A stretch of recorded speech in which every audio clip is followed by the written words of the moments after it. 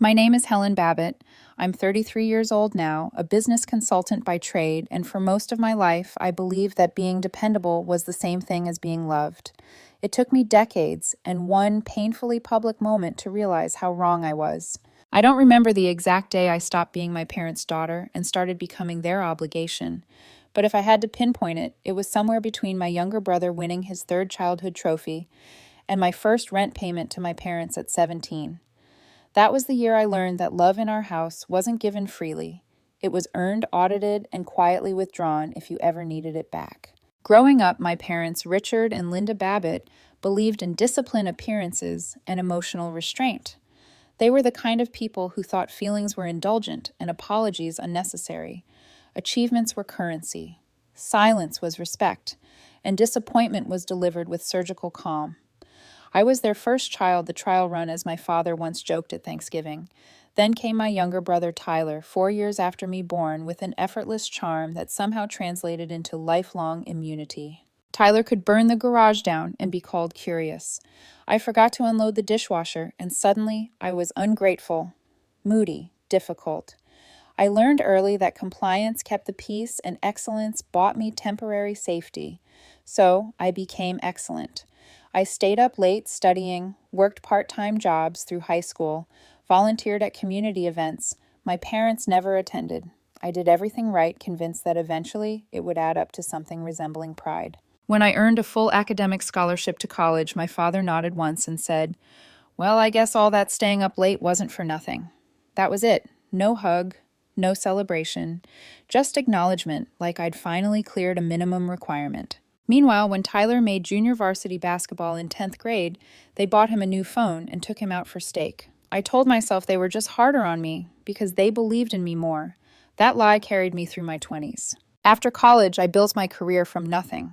I didn't ask for help, not when I lived on canned food, not when my apartment flooded, not when I had pneumonia and no one to drive me to urgent care. I became my own safety net because no one else ever had been. By 29, I bought my first house. Nothing fancy, but it was mine. When I invited my parents over, they stayed 20 minutes, criticized the location, and said, "Well, at least it's a start." Tyler took a different path. False starts, abandoned dreams, constant second chances. My parents funded all of it. When he finally landed a stable job, they threw him a celebration barbecue. I brought a bottle of wine. No one noticed. Still, I showed up. Birthdays, holidays, taxes, online banking, quiet financial help when their mortgage stalled and retirement talk stopped. I told myself they felt it even if they couldn't say it. And then came the graduation party. Their backyard looked like a wedding venue, string lights, catered food, a live band. I brought my nephew a thoughtful gift and watched him smile genuinely, maybe the only honest moment of the night. Then my parents took the stage, and when they said, "You're everything we ever hoped you'd be," I smiled as something inside me split clean open. But let me take you back, because to understand that moment, you have to understand the architecture of my family first. If you'd asked anyone at that party what the mood was like, they would have said joyful, proud, celebratory, the kind of backyard happiness that looks perfect in photos and feels hollow if you're standing in the wrong place. I stood near the edge of the lawn with a champagne flute I hadn't touched, watching my parents move through the crowd like hosts at a gala they believed they deserved. My mother Linda kept smoothing invisible wrinkles out of her blouse, glowing with that particular pride she only wore when she could show something off. My father Richard laughed louder than usual, clapping people on the back, soaking in congratulations that weren't actually meant for him, but that he accepted anyway. This wasn't just my nephew's graduation party. It was a performance, and my parents had rehearsed. The stage, an actual stage rented and set up near the garden, waited quietly as the band wrapped up a cover song. I remember noticing how professionally done everything was. The catering, the lights, the sound system. All of it paid for with money that a week earlier hadn't existed. Not really, at least not until I made it exist. 5 days before that party, I'd sat alone at my kitchen counter with a glass of whiskey and my laptop open, staring at my parents' mortgage balance. $38,571.12. I paid it off without telling them. No call, no text, no expectation of thanks. I told myself I was doing it because I didn't want them to worry, because I was being responsible, because that's what a good daughter does. But if I'm being honest, there was a quieter reason. a smaller, more dangerous hope, that maybe this time finally it would mean something. I snapped back to the present when my mother tapped the microphone. The band quieted. Conversations faded. Everyone turned toward the stage. She smiled, one hand on my father's arm, eyes already shining. "We just want to say how incredibly proud we are of our grandson Noah," she said, her voice trembling like she was delivering a wedding toast instead of a high school send-off. "You've grown into such a fine young man, dedicated, strong-driven." People clapped, someone whistled. My father stepped forward, took the microphone from her, and waited just long enough to command the silence. "You remind us of all the best parts of this family," he said slowly, deliberately. "You're everything we ever hoped you'd be." The words landed like a physical blow. I felt them hit my chest sharp and sudden, stealing my breath for half a second. Not because they were cruel, no, not on the surface, but because of who they were said in front of me, after everything. Then my mother reached into a folder and pulled out a check. $10,000. I could see the number clearly from where I stood. Watched my aunt gasp, my cousin clap. Noah's eyes widened in genuine shock. He looked grateful, stunned, unprepared for something that big. And I don't blame him. He was a good kid. This wasn't his fault. I smiled. Of course I did. I smiled like my chest wasn't cracking open, like I hadn't quietly erased the biggest financial burden of my parents' lives less than a week earlier, like I wasn't suddenly aware with devastating clarity that the table they were celebrating at had been set long before I ever arrived, and there had never been a place for me. The applause swelled, cameras flashed, my parents beamed, and I stood there invisible again. I laughed softly, just enough to keep my face from betraying me. I told myself it was fine, that it didn't matter, that this wasn't about me. I'd spent my whole life mastering that lie. But something shifted that night, not loudly, not dramatically. It was quieter than that, like a thread finally snapping after being pulled too tight for too long. Because in that moment, watching them glow with pride for someone else while standing on a foundation I'd paid for, I understood something I'd never let myself say out loud before. They didn't forget me. They just never saw me to begin with. And once you see that truth clearly, you can't unsee it. The morning after this party, I woke up before my alarm, my body exhausted and my mind wide awake. You know that kind of tired, the kind where sleep feels like something you're being denied on purpose. I sat at my kitchen counter with a mug of black coffee, staring at nothing, replaying my father's words over and over like they were a riddle I just hadn't solved yet. "You're everything we ever hoped you'd be." I kept turning the sentence around in my head, looking for a hidden clause, a footnote, some nuance that made it less final, less pointed. But there wasn't one. It meant exactly what it sounded like. And the timing after I'd quietly wiped out their mortgage felt almost surgical in its cruelty. I hadn't told anyone what I'd done, not my friends, not my coworkers, not even my financial advisor. I told myself it was because I didn't want recognition. But if I'm honest, there was still a small, hopeful part of me waiting for something. A thank you. A card. A voicemail. Anything that acknowledged I existed beyond what I could provide. Nothing came. Instead, my phone rang around 10 that morning. My mother's name lit up the screen. "Hey, honey," she said brightly, her voice slipping into that familiar tone, the one she used when she wanted something. "I wanted to ask if you could help us plan the retirement trip.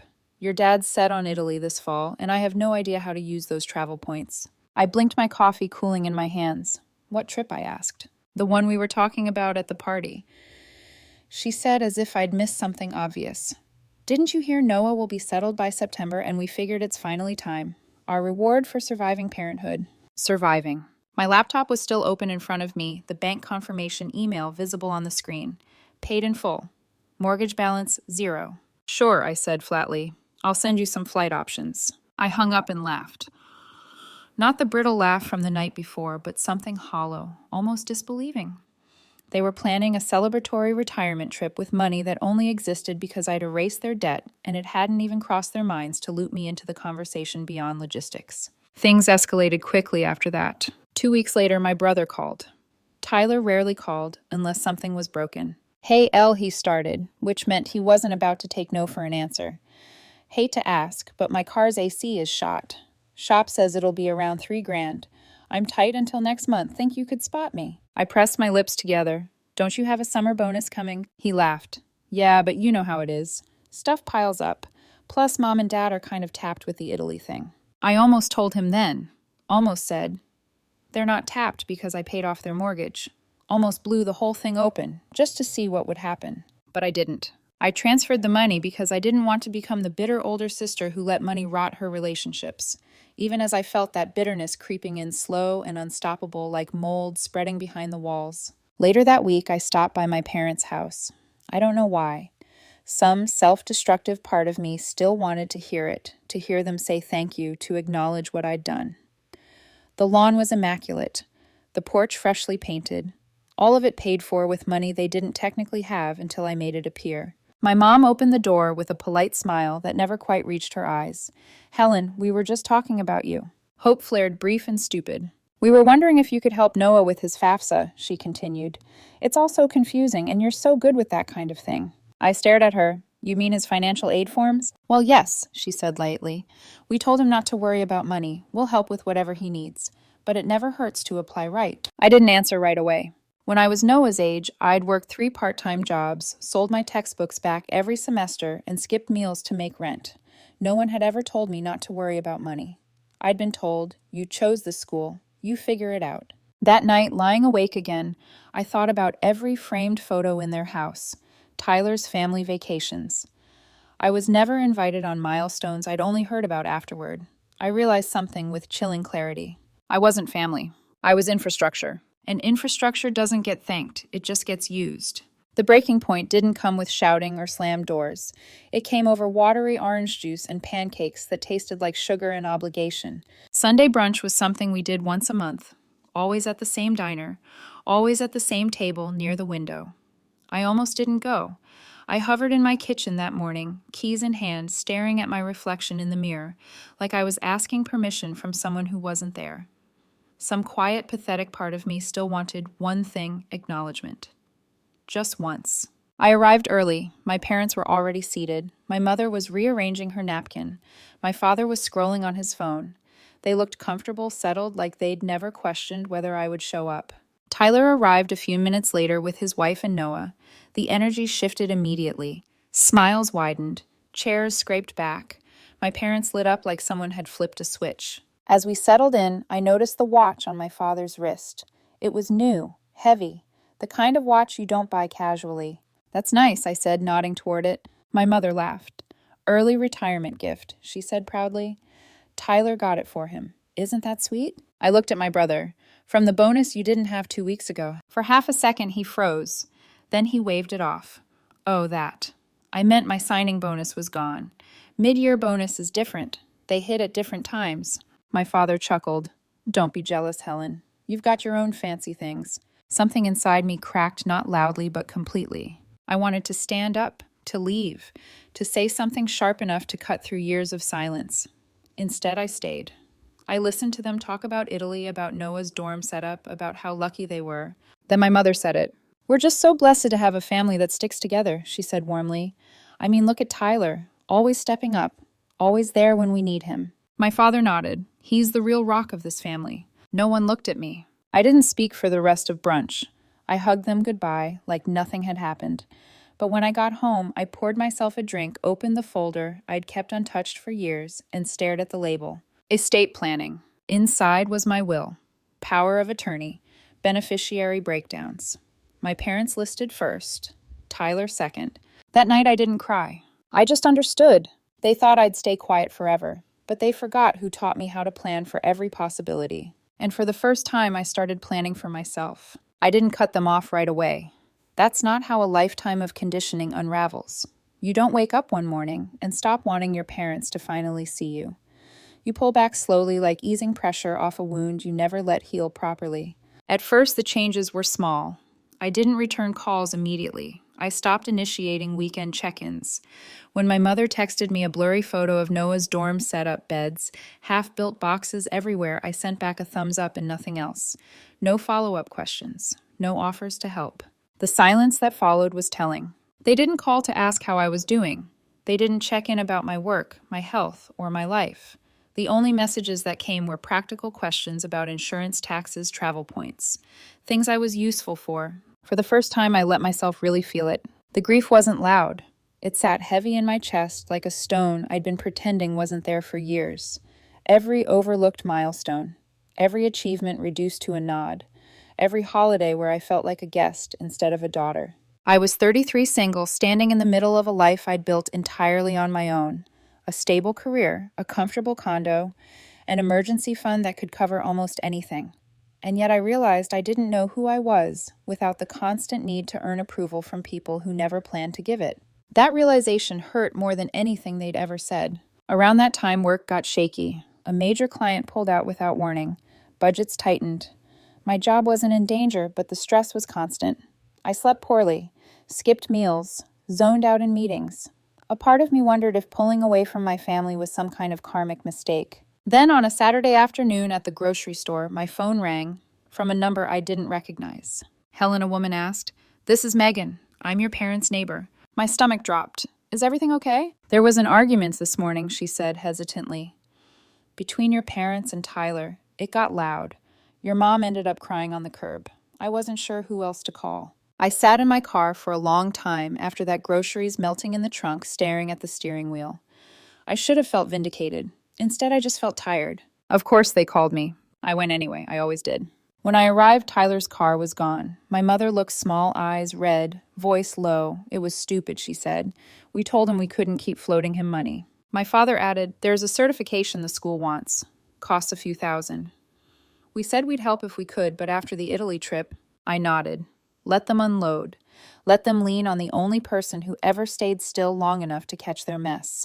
That night back home, I opened my estate folder again, and this time I made changes. I moved my parents to a backup charitable trust, rerouted property clauses, updated beneficiaries, not out of anger, but clarity. Then I did something else I'd never done before. I signed up for therapy. Real therapy.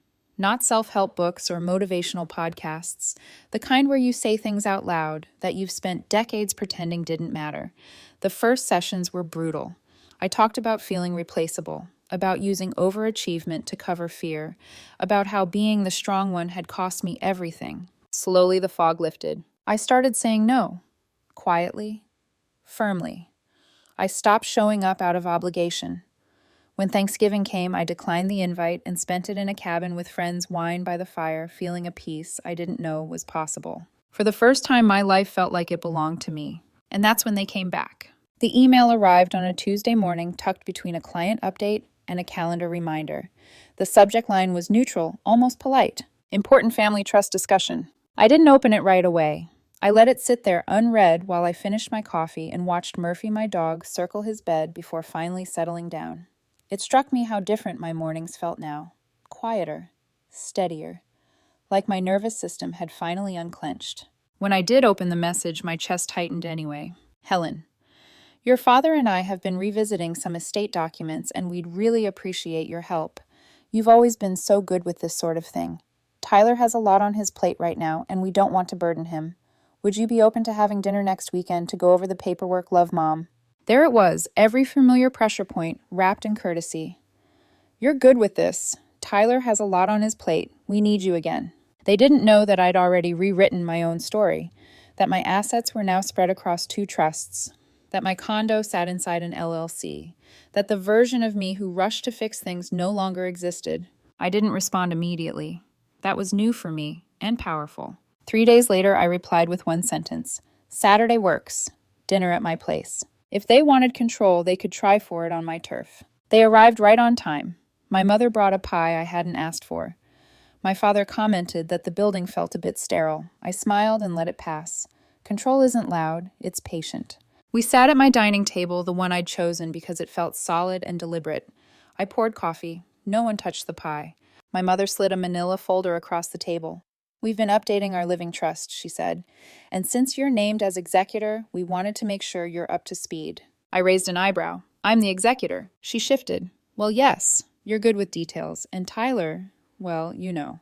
Of course I did. I opened the folder and flipped through the pages slowly. Power of attorney, medical directives, asset summaries, and then I reached the distribution clauses. 80% of the estate to Tyler, the house, the car, most of the accounts. I was listed for residual assets, whatever scraps remained. My father cleared his throat. "We figured it made sense. Tyler has a family to support. You're already in a good place." I looked up at them, really looked this time. No shame, no hesitation, Just assumption. So I said calmly, "You want me to manage a trust that gives almost everything to him?" My mother nodded. "We just thought you'd understand." I did understand completely. I understood that my competence had never been a source of pride for them, only convenience. That they trusted me not because they valued me, but because they assumed I would comply. I closed the folder. "Okay," I said quietly. "I'll handle it." The relief on their faces was immediate. My mother even reached across the table and patted my hand. "We knew we could count on you." I smiled back. That night after they left, I sat alone at the table and opened my laptop. Phase 2 had begun. On Monday morning, I called my lawyer, Sandra. Brilliant, precise, unsentimental. I laid everything out, the favoritism, the trust, the expectations. She listened without interrupting, then leaned back and said, "So they handed you the pen." "Yes," I said, "and I intend to use it. Not out of anger, out of clarity." We reviewed everything, confirmed what I was and wasn't obligated to disclose, tightened protections, reinforced boundaries. By the time I hung up, I felt something I hadn't felt in years. Prepared. They thought they were pulling me back in. They didn't realize they'd just given me leverage. Once you see leverage for what it is, you stop mistaking urgency for power. I didn't rush. That was the mistake I'd made my whole life, jumping in early, fixing things before they could fall apart, cushioning consequences before anyone else had to feel them. This time, I let the silence do some of the work. Sandra and I spent 3 hours tightening every bolt of my life, not in a dramatic scorched earth way, but methodically, deliberately. The way you build something you expect to last. My assets were already partially shielded, but we finished the job. The condo stayed in the LLC. My investment accounts were split between a revocable trust and an irrevocable one. Clean, legal, untouchable. Then came the part that felt strangely anticlimactic, removing my parents and Tyler as beneficiaries entirely.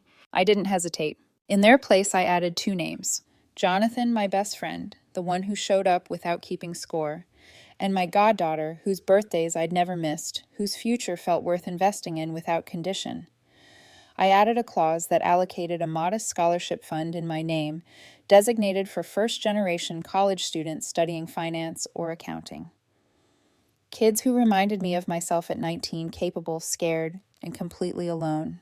And then there was the final clause, the one Sandra read twice before nodding. My parents and Tyler would each receive $10, just enough to prevent a will contest in most states, just enough to say you were remembered. When I signed the documents, I didn't feel triumphant. I felt clear. After that, I started making changes that weren't legal, but symbolic. I unfriended my parents on social media, removed family ties from LinkedIn, changed my emergency contacts. I didn't announce any of it. I didn't explain. I simply stopped centering my life around people who treated my presence like a resource. Instead, I leaned into what was already holding me up. I spent more weekends with Jonathan, helped my goddaughter with school projects, volunteered at a local entrepreneurship workshop mentoring young women who were just starting out. I showed up for people who showed up back. The more distance I created, the clearer everything became. Tyler wasn't a villain. He was a product. Coddled into entitlement, insulated from consequence, trained to believe comfort was a right. My parents weren't monsters either. They were emotionally small, incapable of loving without control, unable to see beyond utility. Waiting for them to change had been the real trap. Then, 2 weeks before my birthday, Tyler left a voicemail. "Hey, Elle, I know things have been weird," he said, his voice unsteady in a way I'd never heard before. "I could use some advice. Not about mom and dad. About work? I don't know. You always knew how to figure things out." I listened to it twice. Not because I wanted to help, but because I recognized the sound of someone losing the ground beneath them. And for the first time, I realized something I hadn't expected. He was falling apart, which meant I was finally standing on solid ground. I didn't call him back, I just made a note, because the timing mattered. My parents' trust documents were nearly finalized. Their emails were becoming more frequent questions about taxes, healthcare premiums, assisted living clauses. They weren't just asking for help anymore. They were handing me their safety net thread by thread. And I planned to pull it, but carefully. There was one last piece to prepare. I called a friend who worked in custom woodworking and commissioned a box. Simple. Walnut. Brass hinges. Velvet-lined interior.